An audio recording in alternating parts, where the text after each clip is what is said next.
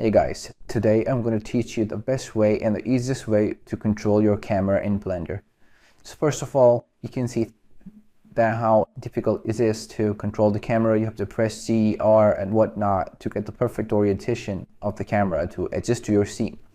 So in order to fix that, in order to fix the difficulties, first I will say select the camera and then go into view, then go into navigation. And first you try the fly navigation. Add a shortcut key by right clicking and assigning a shortcut. Select your key. For me it's Shift F.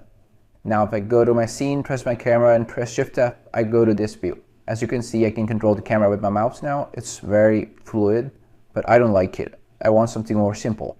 So I go to view again, I go to navigation, and then I put my shortcut key on the walk navigation. As you can see now, it's way more responsive. I can control the camera with WSD and my mouse. It's way easier and more smoother. That's it for today. Thanks for watching.